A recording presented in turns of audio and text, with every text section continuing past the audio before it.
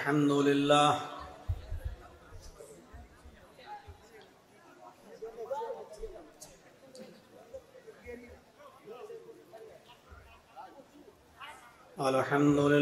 نحمده ونستعينه ونستغفره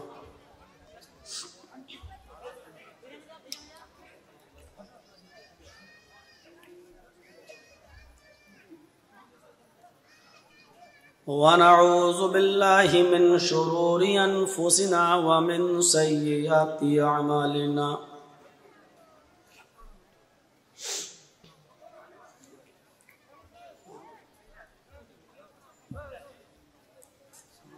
من يهده الله فلا مضل له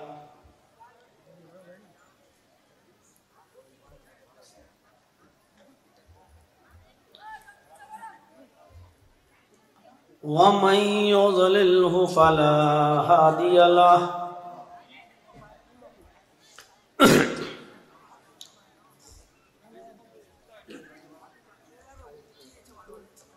وأشهد أن لا إله إلا الله وحده لا شريك له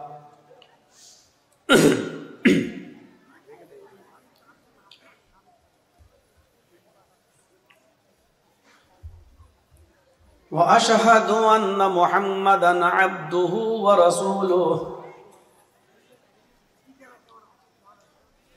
أما بعد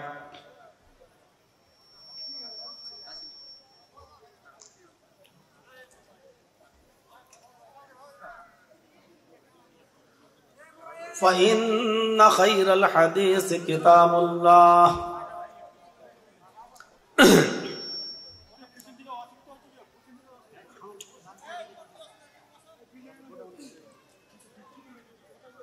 وخير الهدي هدي محمد صلى الله عليه وسلم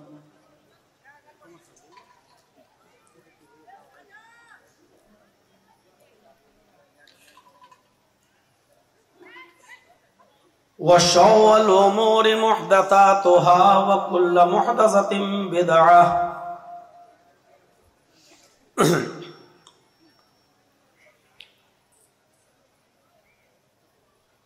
وكل بدعة ضلالة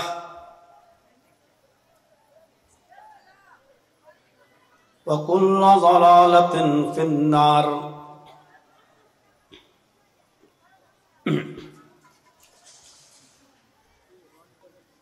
أعوذ بالله من الشيطان الرجيم بسم الله الرحمن الرحيم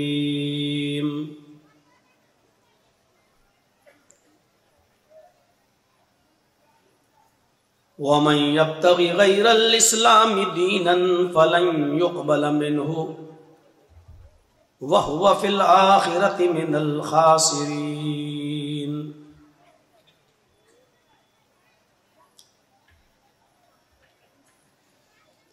رب اشرح لي صدري ويسر لي أمري واحلل عقدة من لساني يفقهوا قولي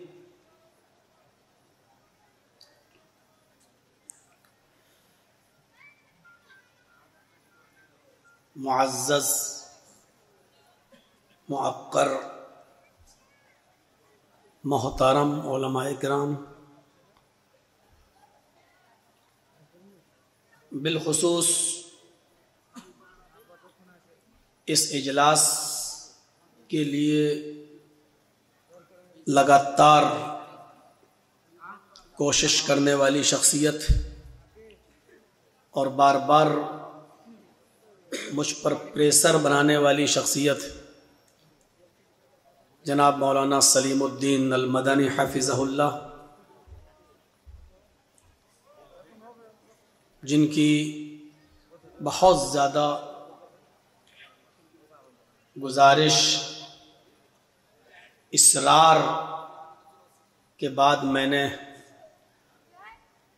یہ ڈیٹ اورنگ آباد کے لیے منتخب کی ہے۔ آپ کو معلوم ہی ہے، تھوڑا ساؤنڈ بڑھا دیجیے، آواز آ رہی ہے۔ کون ہے؟ ارے ابھی ساؤنڈ خود ہی بڑھ جائے گا،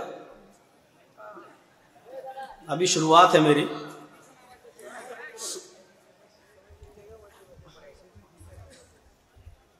تو اس میں ہے تو یہ کیا شو پیس ہے؟ یہ دنیا شو میں مر گئی آج کل. تو جیسا کہ آپ نے سنا کہ میرا 2 دن کا پروگرام تھا ہریش چندر پور میں، اس کے علاوہ کوئی اور راستہ نہیں تھا. میں نے ان کو منایا، راضی کیا کہ آپ 2 دن کا چھوڑ دیجئے، 1 ہی دن کا رکھ لیجئے، اور 1 دن کا پروگرام ہم آپ کا کٹ کر کے اورنگ آباد والوں کو دینا چاہتے ہیں. وہ بہت اصرار کر رہے ہیں. 4-5 دن تک تو انہوں نے کہا کہ نہیں ہو پائے گا، ہمارا 2 ہی دن کا رہتا ہے. بہرحال جب میرا زیادہ پریشر رہا تو وہ بھی مان گئے. تو کل میں نے وہاں پروگرام کیا اور آج میں نے آج کی ڈیٹ آپ کو دی. بہرحال میں پہنچا، آپ کی محنت رنگ لائی اور آپ نے اتنا عظیم الشان اجلاس یہاں منعقد کر دیا. اللہ رب العالمین اس اجلاس کے کرانے والوں کی روزی روٹی میں برکت عطا فرما، ان کے کاروبار میں برکت عطا فرما، اور جن لوگوں نے اس اجلاس میں جیسا بھی تعاون کیا، جیسی بھی ہیلپ کی، کسی بھی قسم کی ہیلپ کی، اللہ رب العالمین ان کے بھی کاروبار میں برکت عطا فرمائے. اور جس مقصد کے تحت یہ پروگرام کیا گیا ہے، ہماری دعا ہے کہ اللہ رب العالمین اس مقصد میں ہمیں کامیابی عطا فرمائے. جو باتیں کہی گئی ہیں اور کہی جا رہی ہیں، اللہ رب العالمین کہنے والوں کو اور سننے والوں کو عمل کی توفیق عطا فرمائے. ہم اور آپ جس مذہب کے، جس دھرم کے پیروکار ہیں، وہ اسلام کہلاتا ہے. اور یہ ہماری بہت بڑی خوش نصیبی ہے کہ اللہ رب العالمین نے ہمیں انسان تو بنایا، لیکن انسان کے ساتھ ساتھ اس نے ہمیں اور آپ کو مسلمان بنایا، ہمیں اسلام کی دولت سے مالا مال کیا.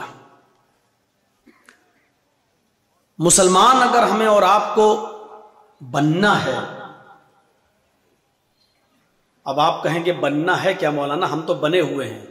نہیں، ہم جس مسلمان کی بات کرنے جا رہے ہیں وہ تھوڑا سا الگ ہے.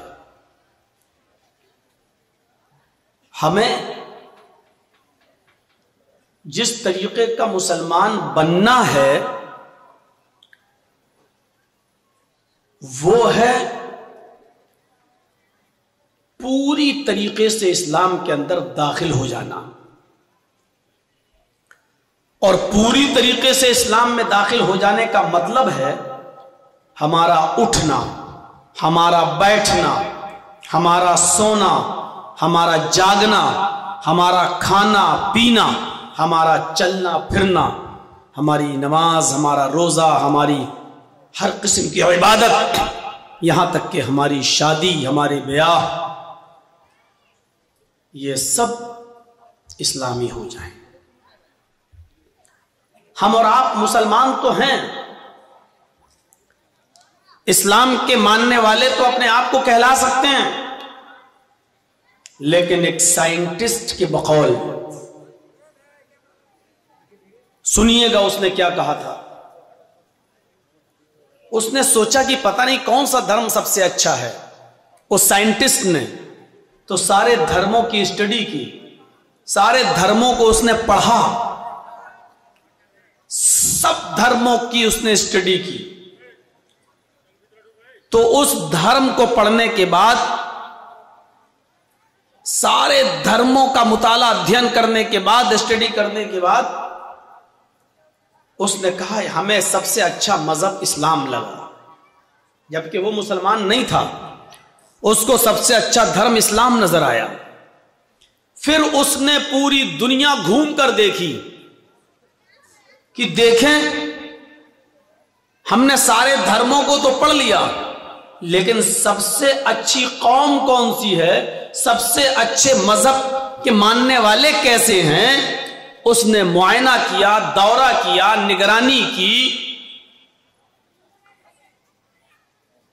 تو وہ جب انڈیا میں آیا تو اس نے برجستہ کہا، کیا کہا؟ اس نے کہا کہ میں نے جب سارے دھرموں کو پڑھا تو مجھے سب سے اچھا دھرم اسلام نظر آیا، لیکن جب ہم نے دنیا کو دیکھا گھوم گھوم کر، ٹہل ٹہل کر، تو مجھے دنیا میں سب سے زیادہ بگڑا ہوا اور سب سے زیادہ خراب اگر کوئی قوم دیکھی ہے تو مسلمانوں کو دیکھا۔ اس سے آپ اندازہ لگا سکتے ہیں کہ ہمارے پاس دنیا کا سب سے اچھا مذہب ہے، لیکن یہ بھی حقیقت ہے کہ دنیا کی بگڑی ہوئی قوموں میں ہمارا نمبر سب سے پہلے ہے۔ اس نے اسلام کو نہیں گرنے دیا، لیکن مسلمانوں کو پستی سے اٹھنے نہیں دیا۔ اس کی وجہ کیا ہے؟ کہ جن کے پاس سب سے اچھا مذہب ہو، ایک مکمل دین ہو، اور اسی دین کے ماننے والے سب سے زیادہ بگڑے ہوئے ہوں، سب سے زیادہ جواری مسلمانوں میں، سب سے زیادہ شرابی مسلمانوں میں، سب سے زیادہ لہو و لعب میں، کیرم بورڈ کھیلنے والے، شطرنج کھیلنے والے، کرکٹ اور کبڈی میں اپنا وقت برباد کرنے والے آپ کو مسلمان نظر آئیں گے۔ اس نے جھوٹ نہیں بولا ہے، سچ کہا اس نے۔ دنیا کا سب سے بہتر مذہب اسلام، دنیا کی سب سے بدتر قوم مسلمان۔ تو ہمیں کون سا مسلمان بننا ہے، یہ ہمیں اور آپ کو سوچنا ہے۔ اللہ نے اسلام کو سب سے بہتر مذہب کہا ہے، ان الدین عند اللہ الاسلام، اللہ کے نزدیک اسلام سب سے زیادہ پسندیدہ دین ہے۔ کون سا اسلام؟ ہمارے حالات کو اگر کوئی دیکھے گا تو کہے گا یہی اسلام۔ ہمارے معاشرے، ہمارے سماج، ہماری سوسائٹی میں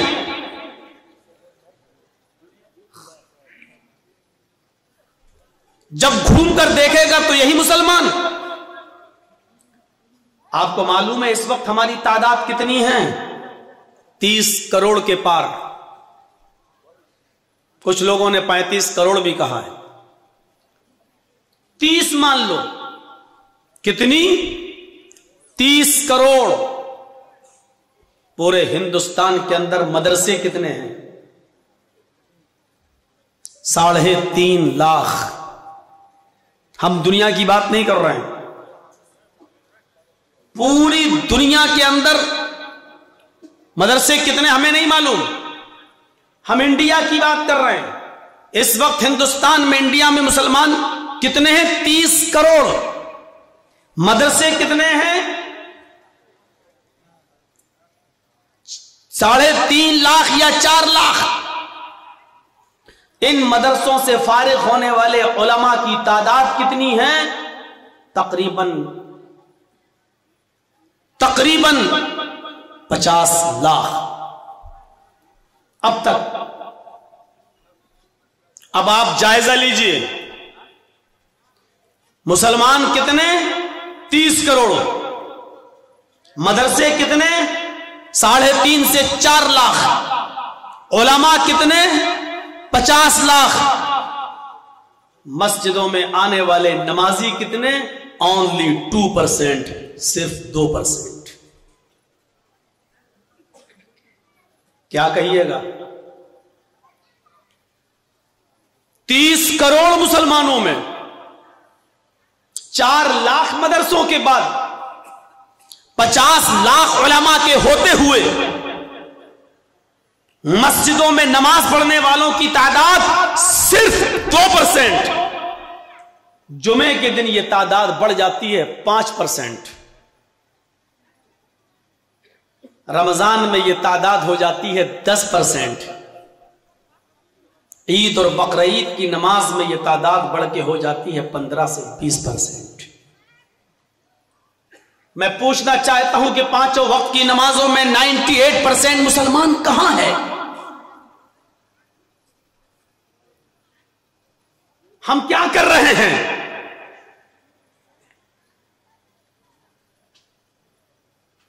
کون سوچے گا یہ؟ کس کی ذمہ داری ہے یہ؟ ہمارے نبی نے تو 7 سال کی عمر میں ہی کہا تھا کہ بچے کو مسجد میں انگلی پکڑ کے لے جاؤ نماز کے لیے۔ جب تمہارے بچے 7 سال کے ہوں تو ان کو مسجد کی طرف لے جاؤ، نماز کا حکم دو، اور جب 10 سال کے ہو جائیں نماز نہ پڑھیں تو ان کو مارو، یعنی مار مار کے نماز کی عادت ڈلواؤ۔ 7-10 سال کے بعد جب بچے کو زبردستی مسجد میں لایا جائے تو ایسا ہو نہیں سکتا کہ 15 اور 20 سال کی عمر میں وہ پکا نمازی نہ بن سکے۔ ابھی ایک چھوٹا سا کوئی مشتعل کرنے والا نعرہ کوئی لگا دے، ہمارے سماج میں ہمارے سامنے سے گزرتا ہوا، مسلمانوں کی بستی سے گزرتا ہوا کوئی جائے اور ایک چھوٹا سا نعرہ لگا دے جے شری رام، اس کے بعد دیکھیے ہمارا حال کیا ہوگا۔ ہم آپے سے باہر ہو جائیں گے، غصہ کھو بیٹھیں گے، کنٹرول نہیں رہے گا ہمیں اپنے آپ پر۔ تمہاری ہمت کیسے پڑی؟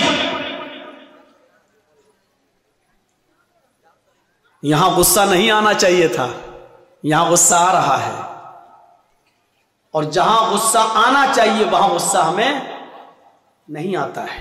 یہ ہماری سب سے بڑی کمزوری ہے۔ وہ مولوی اور ہوں گے جو کہتے ہوں گے غصہ حرام ہے، میں کہتا ہوں غلط۔ کون کہتا ہے کہ غصہ حرام ہے؟ غصہ حرام ہوتا تو حضرت عمر کو کبھی غصہ نہ آتا، غصہ حرام ہوتا تو محمد رسول اللہ صلی اللہ علیہ وسلم کی آنکھیں غصے سے سرخ کبھی نہیں ہوتی۔ ایسا لگتا تھا جیسے غصے میں کسی نے آپ کی آنکھوں میں انار کا جوس ڈال دیا ہو، خون اتر آتا تھا، اللہ کے نبی کی آنکھیں لال ہو جاتی تھی غصے میں۔ کون کہتا غصہ حرام ہے؟ لیکن اللہ کے رسول کو غصہ ناجائز بات پر آتا تھا، جائز بات پر نہیں۔ ہمیں آپ کو غصہ آنا چاہیے۔ غصہ زندوں کو آتا ہے، مردوں کو نہیں۔ اگر آپ زندہ ہیں تو آپ کو غصہ آنا چاہیے، لیکن غصہ کب آنا چاہیے؟ جب آپ یہ دیکھو کہ میرا بیٹا رات کے 12 بجے میرے گھر آ رہا ہے، یہاں آپ کو غصہ آنا چاہیے، آپ کو نہیں آتا ہے۔ آپ کی بیٹی 15, 16, 18 سال کی اپنے گھر سے اکیلے نکلتی ہے، اکیلے مارکیٹ جاتی ہے، اکیلے شاپنگ کر کے جب گھر واپس آتی ہے تو یہاں آپ کو غصہ آنا چاہیے، یہاں غصہ آپ کو نہیں آتا ہے۔ ہماری بیٹی آن لائن پڑھائی کرنے کے بعد بھی موبائل چلاتی ہے، واٹس ایپ، میسنجر، فیس بک استعمال کر رہی ہے۔ جب تک وہ یوٹیوب پر گانے نہ سن لے، کوئی مووی نہ دیکھ لے، تب تک وہ بستر پہ سونے نہیں جاتی ہے۔ یہاں ہمیں غصہ آنا چاہیے، لیکن یہاں ہمیں غصہ نہیں آتا ہے۔ ہماری بیوی بے پردگی کا مظاہرہ کرتی ہے، یہاں ہمیں غصہ آنا چاہیے، لیکن ہمیں غصہ نہیں آتا ہے۔ ہمارے گھر میں اسلام کی دھجیاں اڑائی جا رہی ہیں، یہاں ہمیں غصہ آنا چاہیے، لیکن یہاں ہمیں غصہ نہیں آتا ہے۔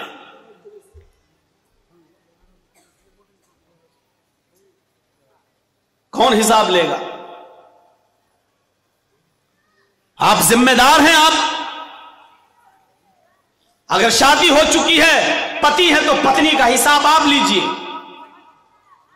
شادی کے بعد اگر آپ باپ بن چکے ہیں تو اپنے بیٹے کا حساب آپ لیجئے، اپنی بیٹی کا حساب آپ لیجئے۔ اگر آپ کی بہن ہے تو بہن کا حساب آپ لیجئے۔ حساب زندے لیتے ہیں، مردے نہیں، اور حساب زندوں کو دینا پڑتا ہے، مردوں کو نہیں۔ آپ پوچھئے جلسہ کمیٹی والوں سے، آپ نے اتنا چندہ کیا، کتنا پیسہ خرچ ہوا ہے، کتنا بچا ہے، بچے ہوئے پیسے کا کیا کریں گے؟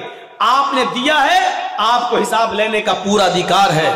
آپ کے ہاں مدرسہ چلتا ہے، مدرسے میں آپ چندہ دیتے ہیں، آپ دیتے ہیں تو آپ کو حساب لینے کا حق ہے، اور مدرسے کی کمیٹی کو، مینجمنٹ کمیٹی کو حساب دینے کا پورا اختیار ہے، پورا حق ہے۔ حساب زندے لیتے ہیں، حساب مردے نہیں لیتے۔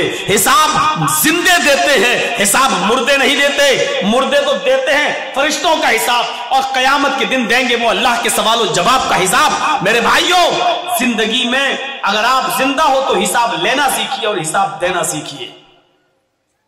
حضرت عمر ممبر کے اوپر کھڑے ہیں مسجد میں جمعے کا خطبہ دینے کے لیے، اور جیسے ہی کہتے ہیں الحمدللہ نحمدہ ونستعینہ، ایک نوجوان کھڑا ہوتا اور کہتا ہے کہ اے عمر، میں تمہیں خطبہ نہیں دینے دوں گا۔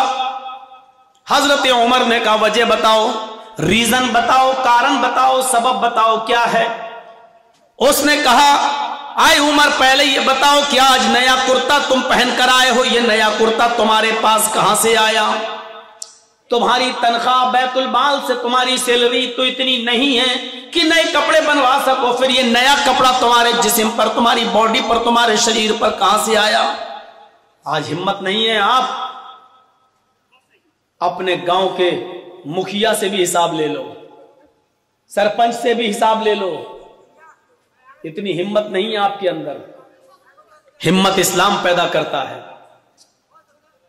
وہ نوجوان عمر فاروق جو بات بات پر غصہ ہو کر گردن اڑا دیتے تھے، ان سے حساب لے رہا ہے، اور حضرت عمر کو جائز بات پر غصہ، ناجائز بات پر غصہ آتا ہے، جائز بات پر نہیں۔ اس کا حساب لینے کا حق ہے، اس نے لیا۔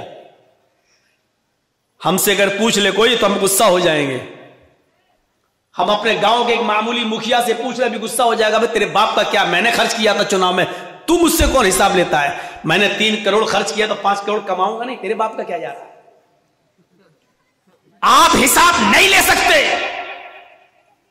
مہاراشٹر، بمبئی اور دلی کی تقریروں میں بولنے میں ذرا اچھا لگتا ہے۔ اب یہاں ہم مدبر بولنے کے بعد اب آپ کو سمجھائیں کہ مدبر کس کو کہتے ہیں۔ یہ بڑا عجیب مسئلہ ہے۔ یہ بنگال میں تو، اور جہاں بنگلہ ماحول ہے، حالانکہ سب سے زیادہ پیار ہمیں بنگالی میں ملا، یہ بھی کوئی، اس میں بھی کوئی شک نہیں۔ ہم پورے ہندوستان جاتے ہیں، اس میں بھی کوئی شک نہیں، سب سے زیادہ پیار ہمیں بنگالی میں ملتا ہے، لیکن سب سے زیادہ کم اسپیڈ اور سلو اسپیڈ میں ہمیں یہی بولنا پڑتا ہے۔ کیوں؟ کیونکہ میں جانتا ہوں بہت تیز اسپیڈ میں بولوں گا تو سر سے اوپر چلی جائے گی میری ہندی اردو، تو اس لیے سمجھانا بھی پڑتا ہے۔ ایک ہوتا ہے سیاسی لیڈر، پولیٹیکل لیڈر، اور ایک ہوتا ہے مدبر، عقل و شعور سے کام کرنے والا لیڈر۔ سیاسی لیڈر اور سیاسی مدبر میں فرق ہوتا ہے، اور بہت فرق ہوتا ہے۔ سیاسی لیڈر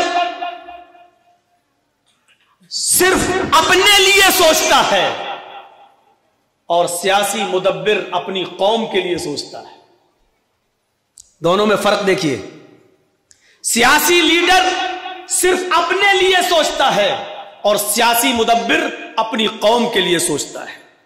سیاسی لیڈر اپنے آپ کو جتانے کے لیے قوم کی عزت و آبرو سے کھلواڑ کر جاتا ہے، لیکن سیاسی مدبر اپنی قوم کے لیے اپنی زندگی کو داؤں پہ لگا دیتا ہے۔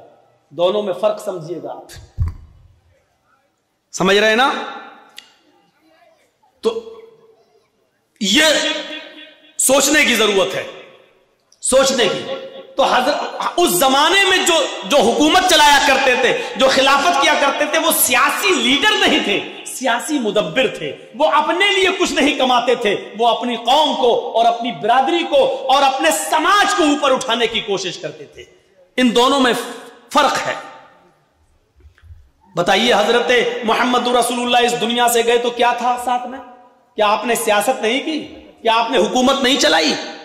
آپ تعجب کریں گے، آج ایک معمولی ایم پی، ایک معمولی نیتا، ایم پی تو بہت دور کی بات ہو گئی ہے، ایم ایل اے تو بہت دور کی بات ہو گئی ہے، ایک معمولی گاؤں کا سرپنچ، گاؤں کا مکھیا اگر مرتا ہے تو اس کے گھر میں بھی اتنی زمین و جائیداد چھوڑ کے جاتا ہے کہ اس کی 7 پشتوں تک اولادیں کھاتی رہیں آرام سے اور اس کو تکلیف نہ ہو۔ لیکن سیاسی مدبر جب اس دنیا سے اٹھتا ہے تو اس کے پاس کچھ نہیں ہوتا۔ حضرت عائشہ فرماتی ہے کہ کچھ لوگ رات میں نبی اکرم کو دیکھنے آئے، جبکہ آپ اس دنیا سے رخصت ہو چکے تھے، انتقال ہو چکا تھا۔ سب سے زیادہ ڈسٹرب آپ لوگ کر رہے ہیں ویڈیو بنا کر، سامنے والے۔ آپ لوگ بیٹھیے، وہ لوگ بیٹھے ان کو دیکھنے دیجیے، آپ لوگ بیٹھ جائیے، نہیں تو پیچھے جائیے، غلط بات ہے یہ۔ یہاں سے ہٹیے آپ لوگ، یہ اس لیبل میں کریے، یہ اس کی لیبل میں، یہاں سے چلیے آپ۔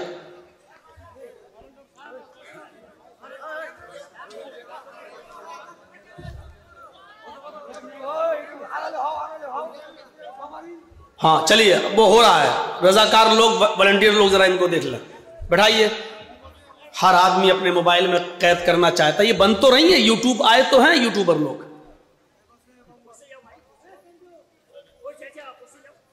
بس بیٹھ جائیے۔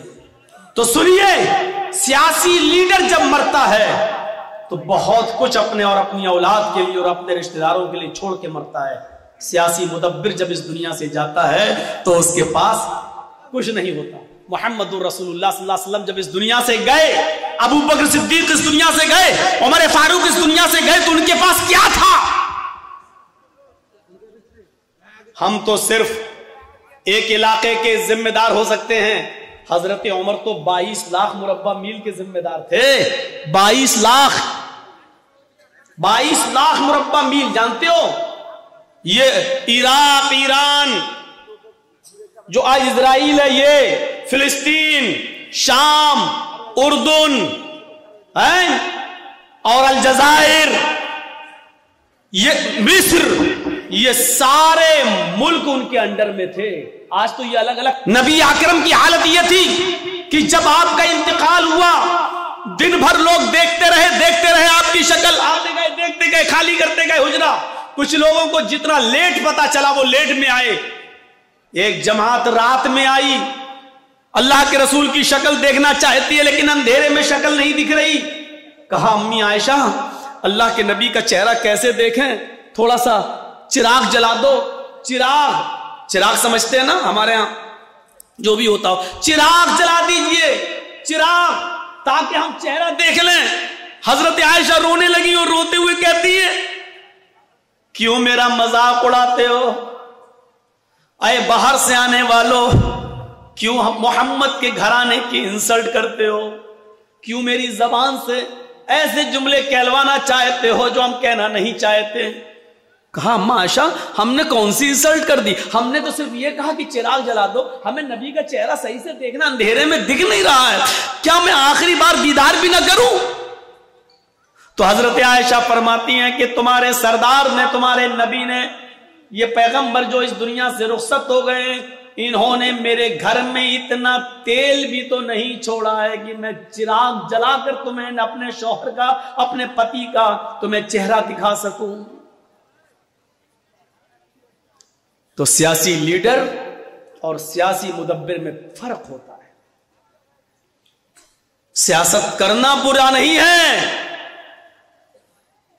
اگر سماج کے لیے کی جائے تو بہت اچھی بات ہے، سماج کی سیوا کے لیے کی جائے تو بہت اچھی بات ہے، قوم کی خدمت کے لیے کی جائے تو بہت اچھی بات ہے۔ حضرت عمر سے کہا عمر حساب دو، یہ نیا کرتا کہاں سے آیا؟ حضرت عمر فاروق نے کہا اس کا جواب میں نہیں، میرا بیٹا دے گا۔ کھڑے ہو جاؤ بیٹے۔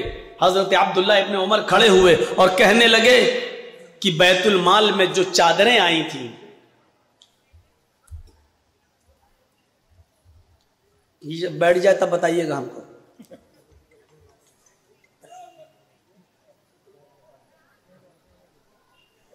بیٹھ گئے؟ ہو گیا؟ اب تو نہیں اٹھنا ہے، ایسے ڈسٹرب کرو گے تو ہم نہیں بول پائیں گے۔ لگاؤ کیمرہ۔ ہو گیا؟ جانتے ہو آپ کو، آگے بڑھنے سے پہلے اتنا بتا دوں کہ قیامت کے دن سب سے زیادہ سخت عذاب کن کو ہوگا؟ ان اشد الناس عذابا یوم القیامت المصورون۔ قیامت کے دن سب سے زیادہ سخت عذاب ان کو ہوگا جو تصویریں بناتے ہیں، ہلکا عذاب نہیں، سب سے زیادہ سخت عذاب ان کو ہوگا جو فوٹو کھینچتے ہیں، بلا ضرورت جو تصویریں لیتے ہیں، بلا ضرورت اپنے موبائل میں کسی کی سیلفی لیتے ہیں، ان کو عذاب ہوگا۔ یہ تو ایک ضرورت ہے، چلو بن جاتی ہے۔ جرجیت صاحب اورنگ آباد میں بول رہے ہیں، کل پوری دنیا سن لے گی۔ اس کا تو چلو اسلامی کا ایک فائدہ ہے، پاسپورٹ بنانا ہے تو کھینچ لو، کوئی بات نہیں۔ کسی کو بھیجنا ہے، آدھار کارڈ لگنا، آپ کا فوٹو لگنا ہے تو چلو سیلفی لے لو۔ بنا کسی غرض و غائب کے اور مقصد کے آپ سیلفی لیں گے؟ کس نے اجازت دیا؟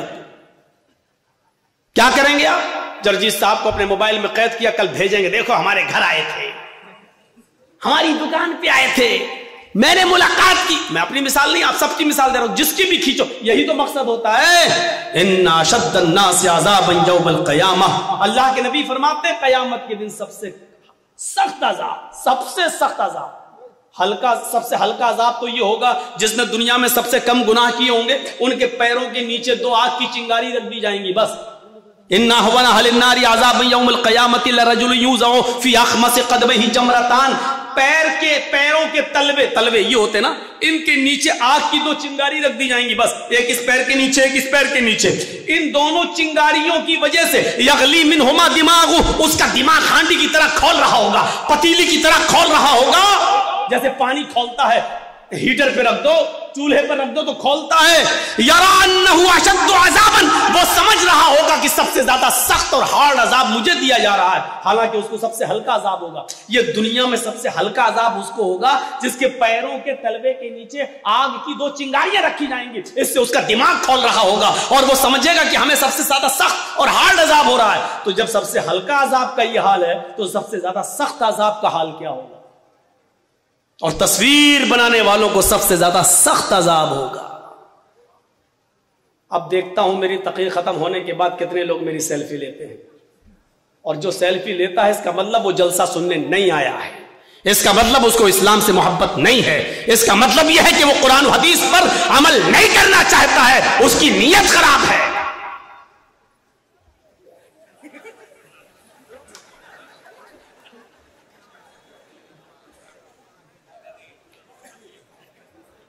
اچھا، کتے کی دم دیکھی ہے کیسی ہوتی ہے؟ اگر اس کو 100 سال کے لیے کسی پائپ میں رکھ دو اور 100 سال کے بعد نکالو تو سیدھی ہو جائے گی نا؟ نہیں ہوگی نا۔ اللہ کے بندو، اتنا مت کہلواؤ کہ میں کتے پہ آ جاؤں، اس کی دم پہ آ جاؤں۔ اب اگر کچھ بھی ہوا تو بہت خطرناک مثال دوں گا، شاید پھر اورنگ آباد میں بلانا چھوڑ دو۔ بیٹی ارے ہم کو بتا دیتے صاحب، ہم کر حالانکہ مجھے اپنے حساب سے سیٹنگ کرنا آتی ہے، ہم نے کر لیا، اور ہم کو جو پسند ہے وہ اس میں آپ انٹرفیئر کر رہے ہیں۔ تو حضرت عمر فاروق نے کیا کہا؟ ہو گیا بیٹا تمہارا، اب آ گیا ہوں، پھر میں جہاں سے چھوڑا تھا وہیں پہ پھر میں آ گیا ہوں۔ حضرت عمر فاروق نے کہا اس کا صفائی میرا بیٹا دے گا۔ بیٹے نے کیا صفائی دی؟ بیٹے نے صفائی دی کہ بہت سی چادریں آئی ہوئی تھی بیت المال میں، بہت سی چادریں، اور سب کو ایک ایک چادر تقسیم ہونا تھی، بٹنا تھا، تو سب کے درمیان ایک ایک چادر بانٹی گئی۔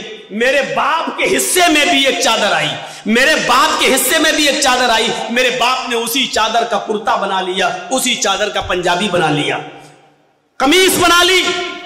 حضرت عمر نے کہا نوجوان تجھے حساب مل گیا، جواب مل گیا، کیا میں اب خطبہ دینا شروع کر دوں؟ اس نوجوان نے کہا نہیں ابھی میں سیٹسفائی نہیں ہوا۔ یہ لیجیے، اس نوجوان نے کہا کہ ابھی میں سیٹسفائی نہیں ہوا، ابھی میں مطمئن نہیں ہوا، سنتشٹ نہیں ہوا۔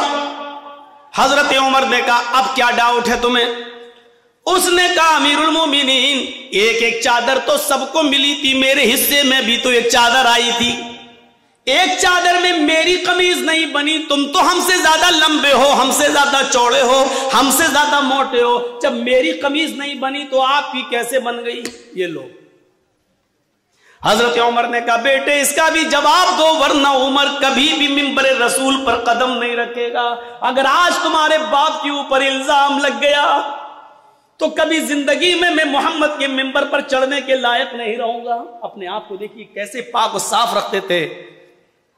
یہی سب باتیں اس سائنٹسٹ نے پڑھی تھی تو کہا تھا کہ اسلام سے بہتر کوئی مذہب نہیں ہے، لیکن جب حالات دیکھے کہ اپنے بھائیوں کی بھی زمین پر قبضے کرنے والے سب سے زیادہ مسلمان، غریبوں کی جائیدادوں پر قبضہ کرنے والے اور یتیموں کا مال بھی کھا جانے والے سب سے زیادہ مسلمان. تب اس نے کہا تھا کہ دنیا کی بگڑی ہوئی قوموں میں سب سے زیادہ بگڑا ہوا مسلمان. بیٹے نے کہا آئے نوجوان, سب کو ایک ایک چادر ملی تھی, میرے حصے میں بھی ایک چادر آئی تھی, میرے باپ کے حصے میں بھی ایک چادر آئی تھی. جب ایک چادر میں میرے باپ کی قمیض نہیں بن رہی تھی تو میں نے اپنے حصے کی بھی چادر اپنے باپ کو دے دی. میری اور اپنی دونوں چادر ملا کر میرے باپ نے قمیض بنا لی. وہ نوجوان کھڑا ہوتا اور کہتا امیر المومنین اب میں مطمئن ہو گیا, اب مجھے سکون مل گیا, اب میں سیٹسفائی ہو گیا, اب آپ خطبہ دیجئے. تب حضرت عمر فاروق نے خطبہ دینا شروع کیا. حساب زندہ لیتے ہیں اور حساب زندہ دیتے ہیں. میرے بھائیوں, مردوں سے حساب نہ لیا جاتا ہے نہ دیا جاتا ہے.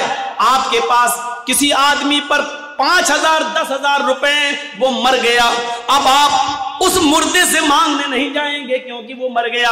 اس کے گھر والوں کے پاس جائیں گے, ان کو مرضی ہوگی تو دیں گے, ورنہ کہیں گے کہ ہم نے تھوڑی لیے تھے, میرے باپ نے لیے تھے, میرے فلاں نے لیے تھے, ہمیں تو نہیں معلوم, نہ انہوں نے کبھی بتایا, نہ ڈائری پہ لکھا ہے, نہ ہمیں اس کی وصیت کر کے ہم کیوں دیں. میرے بھائیو, حساب زندوں سے لیا جاتا ہے. آپ اپنے بیٹے کا حساب لو, آپ اپنی بیٹیوں کا حساب لو, آپ اپنی بیوی کا حساب لو. آپ اپنے سماج میں رہتے ہو, سماج کا سردار آپ کا حساب لے, آپ سردار کا بھی حساب لے سکتے ہیں. میرے پیارے ساتھیوں, اسلام یہی شکشا لے کر ہمارے سامنے آتا ہے اور یہی بتاتا ہے. یہی چیز تو ہے اسلام کی سب سے بڑی خصوصیت. اسلام کیا ہے آپ کو بتا دوں, اسلام مکمل ہے. دنیا کا کوئی دھرم مکمل نہیں ہے. آئیے تھوڑا سا تقابل کر لیتے ہیں, ذرا دوسرے مذہبوں کو بھی سامنے رکھ کر اسلام کی سچائی کی طرف آتے ہیں. دنیا میں مکمل اگر کوئی دھرم ہے, مکمل سمجھتے ہیں نا, کمپلیٹ, اگر کمپلیٹ کوئی ریلیجیس کوئی مذہب ہے تو کیا ہے, اسلام. دنیا میں سب سے زیادہ مکمل کمپلیٹ اگر کوئی مذہب ہے تو وہ اسلام ہے. نبی اکرم سے پہلے کون تھے, حضرت عیسیٰ علیہ السلام, لیکن عیسائیت کمپلیٹ نہیں ہے. حضرت عیسیٰ علیہ السلام کے حالات 3 سال سے زیادہ آپ کو نہیں ملیں گے. پوری بائبل پڑھ جائیے, 3 سال سے زیادہ عیسیٰ علیہ السلام کے حالات نہیں ملیں گے. ابراہیم علیہ السلام کی زندگی کے 5 سال سے زیادہ کے حالات نہیں ملیں گے. موسیٰ علیہ السلام کی زندگی کے 4 سال سے زیادہ حالات آپ کو نہیں ملیں گے.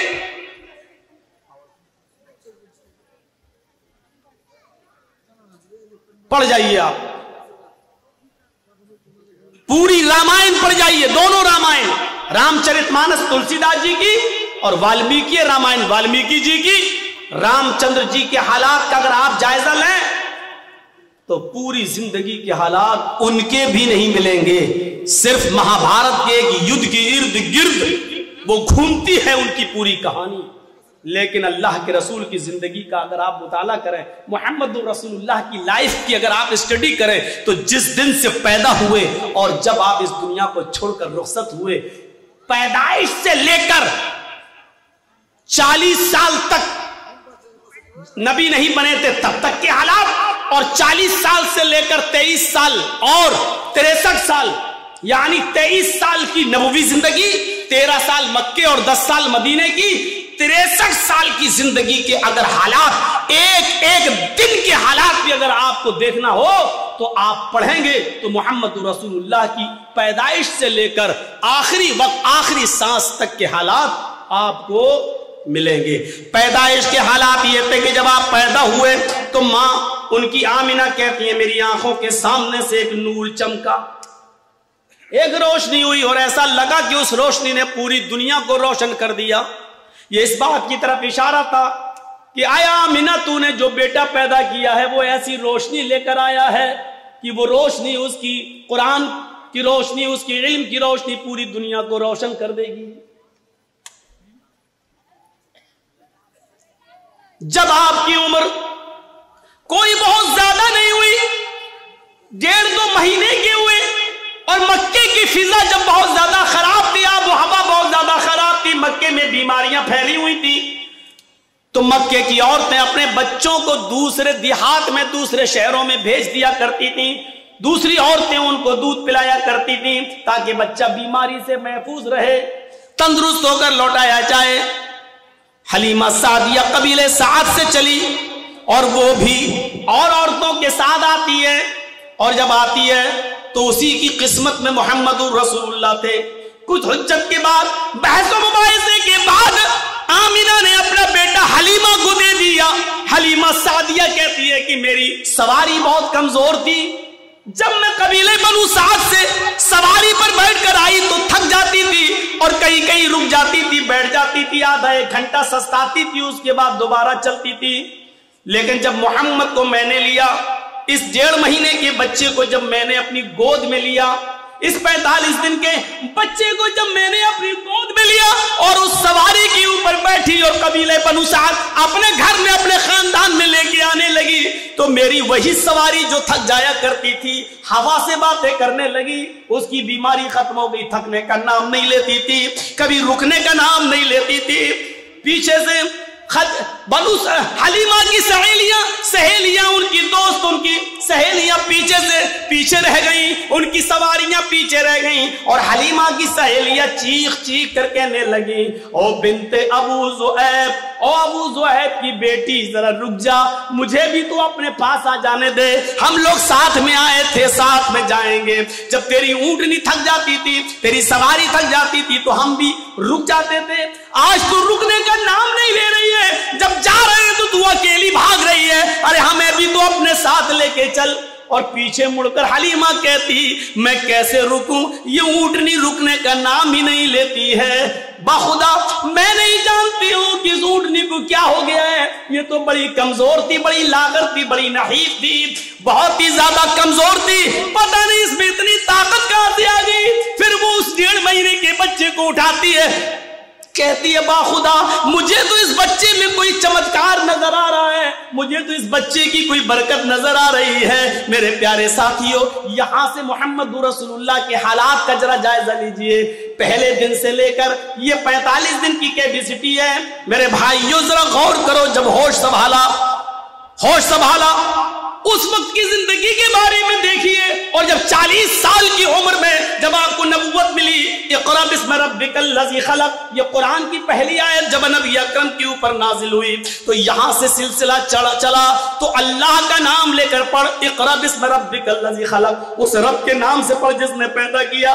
یہاں سے آپ نے اپنی زندگی کا 90 آغاز کیا، 90 دور یہاں سے شروع ہوتا ہے، پھر آپ کا سفر ہمیشہ اللہ ہی کے نام پہ چلتا رہا، اللہ ہی کے نام پہ آگے بڑھتا رہا، یہاں تک کہ یہ 90 سفر جب 63 سال کی پوری زندگی کر چکا ہے، اور اللہ نے جب اپنے پاس بلایا تو اس نبی کی زبان سے آخری جملہ یہی نکلا، اللہم بالرفیق الاعلی، اللہم بالرفیق الاعلی، اللہم بالرفیق الاعلی، اے اللہ رفیق اعلیٰ میں، اے اللہ رفیق اعلیٰ میں۔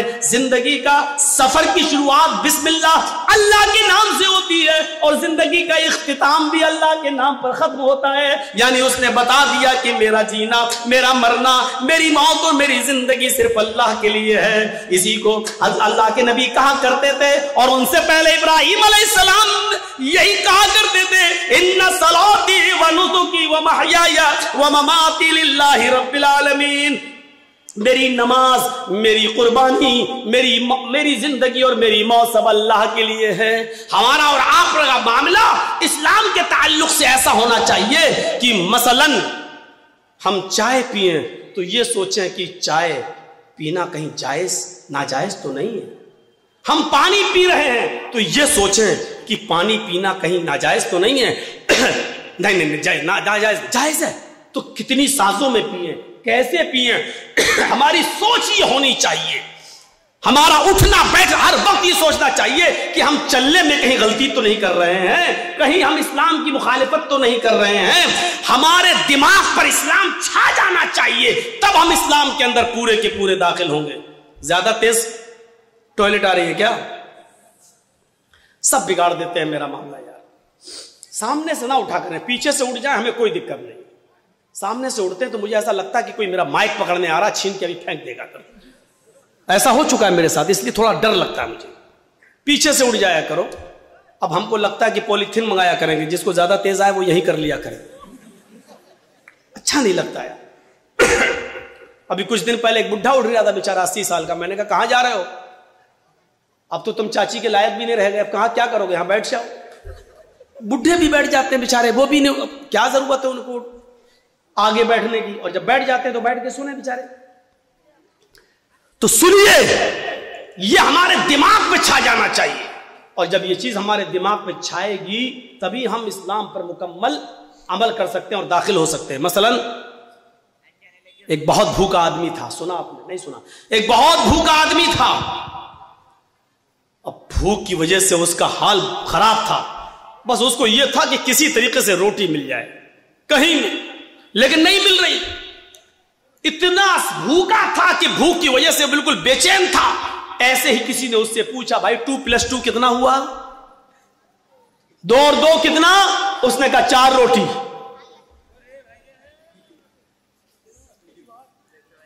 وہ 4 موبائل بھی کہہ سکتا تھا، وہ 4 مائک بھی بول سکتا تھا، وہ 4 گلاس بھی بول سکتا تھا، وہ 4 پلیٹ بھی بول سکتا تھا، لیکن نہیں. اور کیا ضرورت تھی 4 مائک، 4 پلیٹ، 4 گلاس بولنے کی؟ اس سے تو اتنا پوچھا گیا 2+2 کتنا، 2 اور 2 کتنا؟ اس کو جواب دینا چاہیے 4، لیکن اس نے کیا کہا 4 روٹی.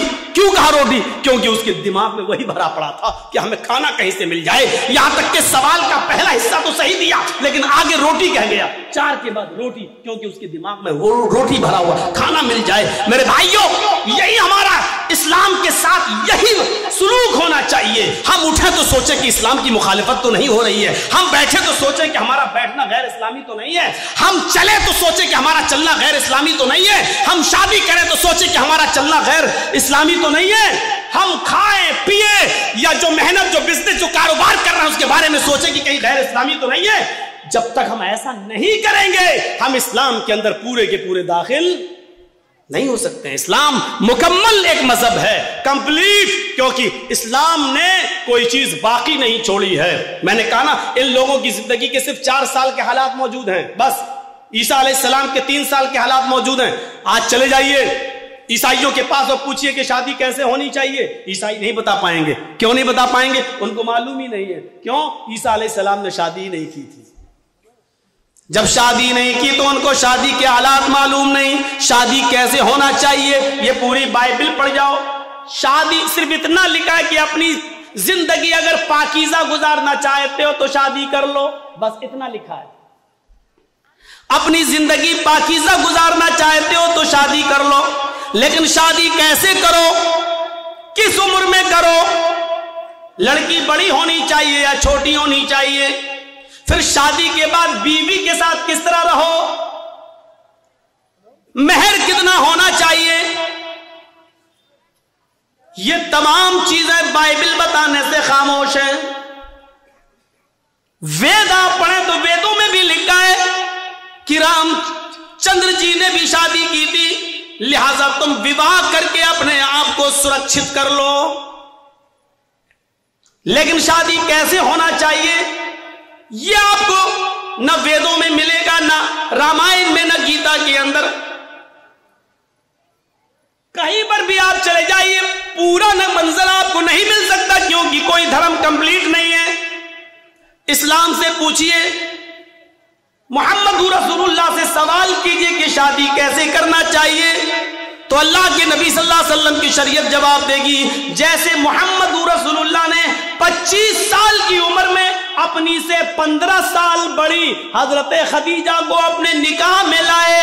یہ نہیں دے گا کہ یہ ہم سے عمر میں بڑی ہے اور اس کا پہلا شوہر طلاق دے چکا ہے یا انتقال کر چکا ہے، یہ بیوہ ہے، کسی کی شوہر مر گیا، یہ اس کے بعد کی ہوئے بچی ہوئی بیوی ہے، اور خدیجہ کے 2 بچے بھی ہیں، ہم شادی کر لیں گے تو اس کو بھی سنبھالنا پڑے گا. یہ سب نہیں سوچا، بلکہ آپ نے نکاح کر لیا. خدیجہ نے پیغام بھیجا تھا، اللہ کے نبی صلی اللہ علیہ وسلم نے اپنے چچا ابو طالب سے مشورہ کرنے کے بعد ایکسپٹ کر لیا. شریعت جواب دے گی کہ بڑی عمر کی عورتوں سے نکاح کرنا کوئی برا نہیں ہے. پھر شریعت یہ بھی کہتی ہے محمد رسول اللہ جواب دیں گے کہ میں نے عائشہ سے بھی نکاح کیا جو ہم سے عمر میں بہت چھوٹی ہیں، لہذا اگر کوئی چھوٹی عمر سے شادی کرنا چاہے تو چھوٹی عمر کی لڑکی سے بھی نکاح کیا جا سکتا ہے، اس میں کوئی برائی نہیں ہے، لیکن رہنا ویسے، اگر تمہاری بیوی عمر میں بڑی ہے تو ویسے رہو جیسے میں خدیجہ کے ساتھ رہا، اگر تمہاری بیوی عمر میں چھوٹی ہے تو ویسے رہو جیسے میں عائشہ کے ساتھ رہا۔ غور کیجئے، آپ کو ایک ایک چیز کا ثبوت ملتا چلا جائے گا، کوئی چیز باقی نہیں ہے، یہاں تک کہ سونے کے آداب تک لکھے، میاں اور بیوی کو کس طرح اپنی زندگی گزارنا چاہیے وہ تک ملے گا، یہاں تک کہ میاں اور بیوی کے جسمانی اور شاریرک سمبندھ کیسے ہونا چاہیے جناب محمد رسول اللہ نے اس کو بھی باقی نہیں چھوڑا، اور وہ بھی بتا دیا، کیونکہ اسلام ایک کمپلیٹ مذہب ہے۔ جیسے ماں اور باپ اپنے بچے کو انگلی پکڑ کے چلنا سکھاتے ہیں، ماں کے پیٹ سے بچہ پیشاب اور پائخانہ کرنے کو صاف کرنے کا طریقہ سیکھ کے نہیں آتا، وہ اپنے ماں اور باپ سے سیکھتا ہے، اسی طریقے سے محمد رسول اللہ نے بھی ہمیں انگلی پکڑ کے چلنا سکھایا ہے، سب کچھ بتا دیا ہے کہ تم ایسا کرنا ہے، ایسا کرنا ہے، ایسا کرنا ہے، ایسا کرنا ہے۔ یہ کمپلیٹ مذہب ہے، کمپلیٹ مذہب اسلام، اسی لیے اس کو مذہب کہا گیا ہے۔ باقی اور دوسرے مذہب جو ہیں وہ مذہب نہیں ہے، مذہب نہیں ہے، ازم ہے، ہندو ازم ہے، عیسائی ازم ہے، جین ازم ہے۔ ازم کا مطلب ہوتا ہے جس میں باؤنڈری نہ ہو، اور مذہب کا مطلب ہوتا ہے جس میں باؤنڈیشن ہو، جس میں باؤنڈیشن ہو۔ کوئی جانور حلال ہے کھا سکتے ہو، لیکن ہر جانور نہیں کھا سکتے ہو۔ چائے پی سکتے ہو، دودھ پی سکتے ہو، لیکن ہر پینے والی چیز نہیں پی سکتے ہو، شراب نہیں۔ اچھا مولانا شراب تو چھوڑو، بیڑی سگریٹ وہ بھی نہیں، ایک باؤنڈیشن ہے۔ مولانا اس پہ بول دیجئے، اس پہ بول دیں گے تو پھر کون بلائے گا، کیونکہ سارا معاملہ تو اسی پہ ٹکا ہوا ہے پورے اورنگ آباد کا۔ اب ٹکا ہے تو کوئی کیا کرے، لیکن اس کی وجہ سے کوئی حق بات بولنا چھوڑ دے، پھر فرق کیا رہ جائے گا، پھر بات کیا رہ جائے گی۔ میرے پیارے ساتھیوں، حق بات اگر آپ کے اور ہمارے خلاف جائے تو جانا چاہیے۔ مولانا کو باؤنڈیشن نہیں کرنا چاہیے، نہیں اس پہ نہیں بول سکتے، اس پہ بول سکتے، اس پہ نہیں، ہمیں اپنے آپ کو سدھارنا چاہیے۔ اسلام کو اپنی مرضی کے مطابق ہمیں اور آپ کو نہیں ڈھالنا ہے، بلکہ اسلام کے منشا کے مطابق ہمیں اور آپ کو چلنا چاہیے۔ یہ ہونا چاہیے اسلام، یہ ہونا چاہیے اسلام۔ تو میرے بھائیوں، یہ مکمل ایک مذہب ہے اسلام، کمپلیٹ ایک مذہب ہے اسلام۔ اس کے اندر اٹھنا، بیٹھنا، لیٹنا، سونا، جاگنا، کھانا، پینا، شادی بیاہ، ہر چیز کا طریقہ آپ کو اس کے اندر ملے گا۔ شادی کا طریقہ کیا ہے؟ ہمارے ہاں کیا ہوتا ہے؟ لڑکے کی بارات جا رہی ہے، بارات 300 آدمی جا رہے ہیں صاحب، گاڑیاں 100 150 200 آدمی جا رہے ہیں۔ سنیے گا منشا کیا اسلام کا، جا رہے ہیں بارات میں، جا رہے ہیں، حاجی صاحب کے بیٹے کی بارات ہے۔ حاجی صاحب سمجھ رہے ہیں، سعودی عرب گئے تھے حج کر کے، بہت سی ٹوپی ووپی لا کے سب کو بانٹا تھا انہوں نے، سعودیہ سے رومال بھی لائے تھے، ڈلا ہے لال رنگ کا رومال۔ حاجی صاحب نے شادی کے دن اوڑا ہے، بیٹے کی شادی ہے، داڑھی پہ ہاتھ پھیر رہا ہے، منہ میں پان چل رہا ہے۔ جرجیت صاحب پوچھ رہے ہیں، حاجی جی آج تو ماشاءاللہ جوان لگ رہے ہو، کیا بات ہے، چہرے پہ بڑی رونق ہے، بیٹے کی بارات جا رہی، میرے بیٹے کی بارات جا رہی۔ اچھا بارات کیا ہوتی ہے معلوم ہے؟ بارات، یہ بارات کا تصور کہاں سے آیا؟ 100 150 200 سال پہلے جب ہمارے ہندو بھائیوں میں جب وہ اپنے لڑکے کی بارات کسی دوسرے شہر میں لے جاتے تھے تو ڈر ہوتا تھا کہ کہیں لوٹ نہ جائے قافلہ، کہیں یہ لوگ اکیلے اگر لڑکا لڑکی شادی کر کے آئیں گے تو کہیں لوٹ نہ لیے جائیں، سونا چاندی زیورات لٹ جائیں، تو ایسا نہیں ہوتا تھا۔ پھر وہ لوگ 100-50 آدمی کو لے کے نکلتے تھے گھوڑوں پر، جو بھی چیز ملتی تھی اس پہ جاتے تھے دوسرے شہر، اور وہاں سے لڑکی کی ودا کرا کے اپنے ساتھ لاتے تھے تاکہ لوٹے نہ جائیں اور قافلے والے سامان نہ لوٹ لیں۔ تو وہاں سے یہ رسم نکلی اور نکلتے نکلتے آج اس نے بارات کا نام پا لیا۔ بارات کا آج یہ حال ہے، ایک گھر سے دوسرے گھر میں بھی بارات جا رہی ہے تو 200 آدمی چاہیے۔ ان کو بارات نہیں کہنا چاہیے. سچ پوچھو مولانا جرجیس کے حساب سے تو ان کو چور کہنا چاہیے, ڈکیت, ڈاکو. یہ باراتی نہیں ہے, ڈکیت جا رہے ہیں, ڈاکو. لڑکی والے کے گھر ڈاکہ ڈالنے جا رہے ہیں. وہاں جا کے بیٹھ گئے صاحب, جیسے ان کے باپ کا گھر ہو. اب غریب لڑکی والا بیچارہ وہ ان کو اچھے سے اچھا کھلا رہا ہے. وہ جانتا ہے کہ اگر کھانے پینے میں تھوڑی سی بھی کمی ہو گئی تو زندگی بھر میری بیٹی کو تانا مارے گا. پورا سماج جتنے آئے ہیں, یہ چور, یہ ڈکیت, یہ سب تانا ماریں گے, دیکھو اس کے باپ نے ایسا کھلایا, کوئی عزت نہیں کی ہے. تو بیچارہ وہ ان چوروں کا پیٹ بھرنے کے لیے ان ڈکیتوں کا حلق تک ٹھوس دیتا ہے, لو کھاؤ, پہلے ناشتہ پھر کھانا, یہاں تک ٹھوس دیتا ہے اس کے صرف اس لیے کہ میری بیٹی کا گھر بس جائے. جبکہ اس کا قرض ادا کرنے کے لیے بیچارہ سالوں سال اس کا بیاج دیتا رہتا ہے, لیکن قرض ادا نہیں کر پاتا ہے. یہ کون سوچے گا؟ ان غریب لڑکیوں کے جو ہاتھ پیلے نہیں ہو رہے ہیں, یہ کون سوچے گا؟ ذرا تصور کرو کہ ایک موٹر سائیکل پہ وہ لڑکا کیسے بیٹھ جاتا ہے. ہر ہر صاحب بڑی اچھی گاڑی ہے ماشاءاللہ, کہاں سے ملی, کتنے میں خریدی؟ جہیز میں ملی, جہیز میں ملی. ارے اس کو کہنا چاہیے بھیک میں ملی, کہتا جہیز میں ملی.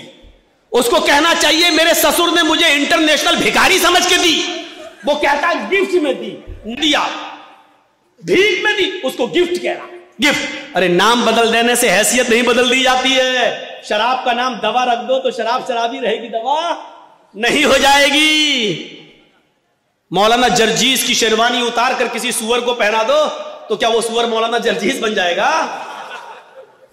لباس بدل دینے سے سور سور ہی رہے گا, گدھا گدھا ہی رہے گا, کتا کتا ہی رہے گا, بھیک بھیک ہی رہے گی. اس کا نام دہیج جہیز رکھ دینے سے معاف کرنا, بھیک کا نام نہیں بدل جائے گا. عورتوں نے ننگے پن کا نام فیشن رکھ دیا. کیا رکھ دیا؟ فیشن. اللہ کے رسول نے تو نہیں کہا وہ فیشن ہے, اللہ کے نبی نے تو کہا نساء کاسیات عاریات. ایک ایسا زمانہ آ جائے گا کہ تم عورتوں کو دیکھو گی کہ وہ کپڑے پہنے ہوں گی لیکن ننگی ہوں گی. اللہ کے نبی نے تو یہ کہا تھا کہ وہ کپڑے پہنے ہوں گی لیکن ننگی ہوں گی. کپڑا پہننے کے باوجود بھی کوئی ننگی ہوتا ہے؟ نہیں. لیکن نبی نے کہا کپڑے تو پہنیں گی لیکن ننگی ہوں گی. کپڑا پہنیں گی لیکن ہاتھ دکھیں گے, کپڑا پہنیں گی لیکن پیٹ دکھے گا, کپڑا پہنیں گی ان کے جسم کا اتارو چڑھاؤ دکھے گا. یعنی وہ ایسے تنگ کپڑے پہنیں گی کہ جس سے اگر کوئی ٹیلر کوئی درجی ان کو دیکھ لے تو ناپ لینے کی ضرورت نہ پڑے. وہ اپنی آنکھوں میں پورا کا پورا بسا لے کہ اس کا سینہ اتنا, اتنی اس کی کمر اتنی, اس کی بلاؤز کا سائز اتنا.